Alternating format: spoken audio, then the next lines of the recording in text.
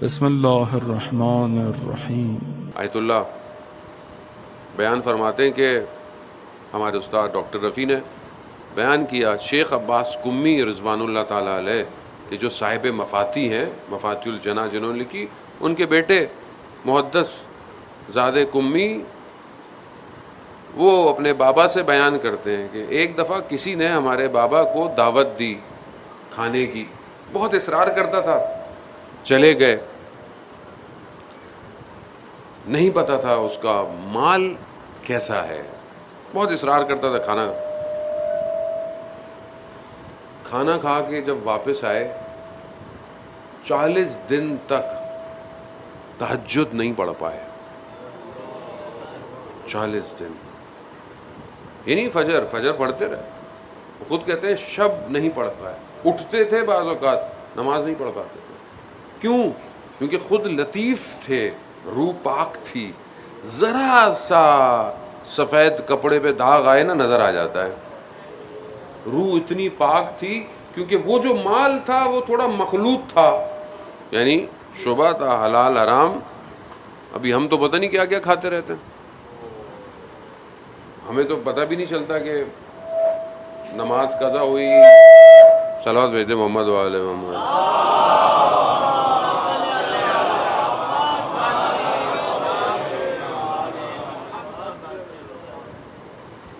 ہمیں احساس ہی نہیں ہوتا۔ مثلا ایک شخص کی نماز فجر کی قضا ہو گئی، وہ کبھی سوچتا ہے کہ کیوں قضا ہوئی؟ کبھی سوچا؟ ظہر خدا نہ خواستہ ظہر چھوٹ جائے، عصر چھوٹ جائے، مغرب عشاء چھوٹ جائے، خدا نہ خواستہ، تو کبھی سوچا کہ کیوں قضا ہو رہی ہے؟ کہیں جو لقمہ رات کو کھایا تھا وہ صحیح تھا؟ کوئی اور تو ایسا کام نہیں کیا جس کی وجہ سے خدا توفیق سلب کر رہا ہے، توفیق سلب ہو رہی ہے، ایسا نہیں پتا ہوتا انسان کو۔ صلوات بھیج دیں محمد والے،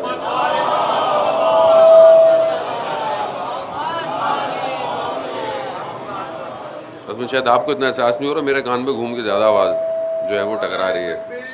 اللہ اکبر، رسول اللہ،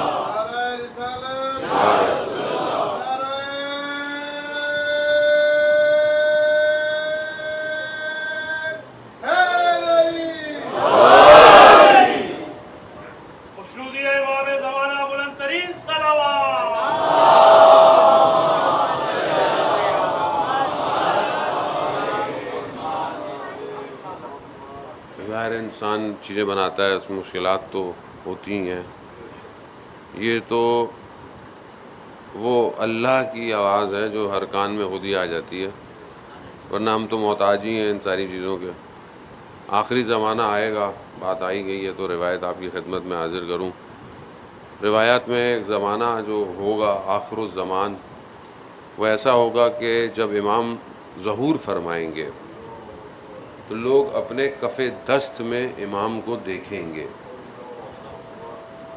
امام اپنے کف دست یعنی ہاتھ میں 30 سال پہلے اگر یہ روایت پڑھتے آپ تو آپ کہتے یہ کیسے ہوگا، یہ کیا ہوگا، کیسے ممکن ہے، ہاتھ کے اندر لوگ کیسے دیکھیں گے، کوئی کرامت ہوگی؟ آج آپ کے ہاتھ میں موبائل ہے، اسکرین ہے نا آپ کے ہاتھ میں، صلوات بھیج دے محمد والے اللہم صلی علی محمد والے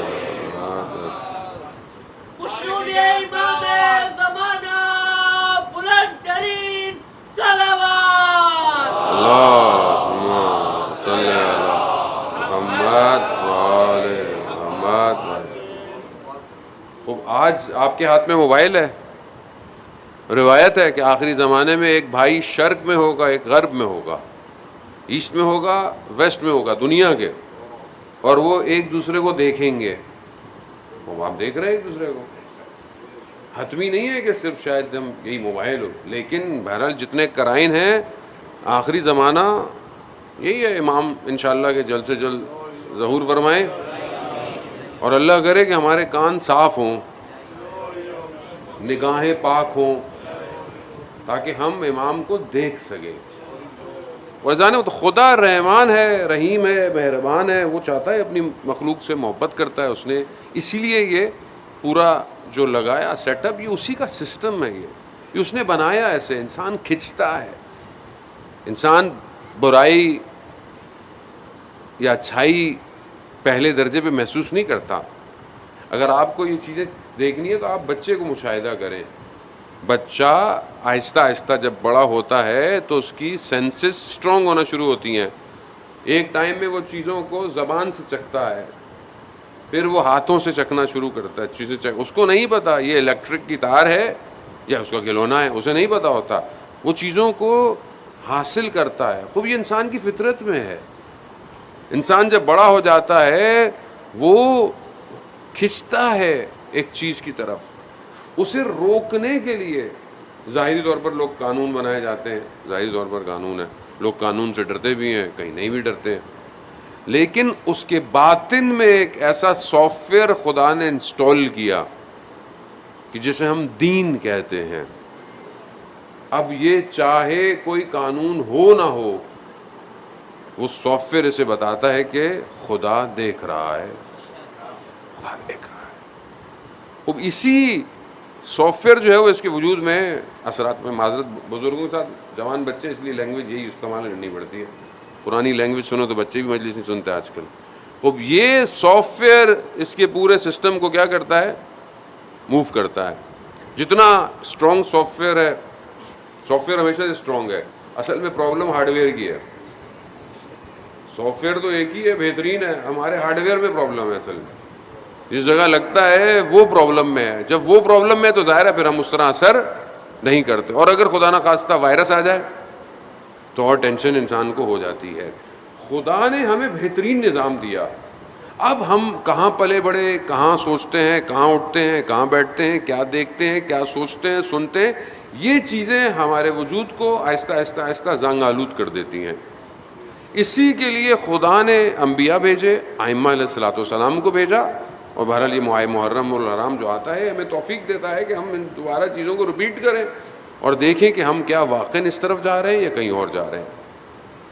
ائمہ علیہ الصلوۃ والسلام نے اپنی زندگی کے اندر، جو کہ میں نے کل آپ کی خدمت میں پیش کیا، کہ امام ائمہ علیہ الصلوۃ والسلام کی زندگی میں حاکم جو اصول ہیں ہمیں اس کو اپنی زندگی میں شامل کرنا ہے. اور یہی وہ اخلاقی قدریں ہیں کہ جو ہم ان کی سیرت سے لے سکتے ہیں.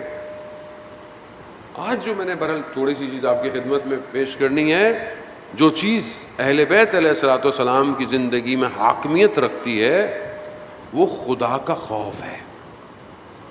خدا کا خوف ہونا اور خدا محور، یعنی زندگی خدا کے گرد گھومتی ہے، خدا سینٹر ہے ہر چیز کا، اور خدا کے اوپر یقین ہونا. اب یہ ٹرم تھوڑی تھوڑی سی ایک دوسرے کے قریب ہیں لیکن یہ اپنے اندر پورے معنی رکھتی ہیں.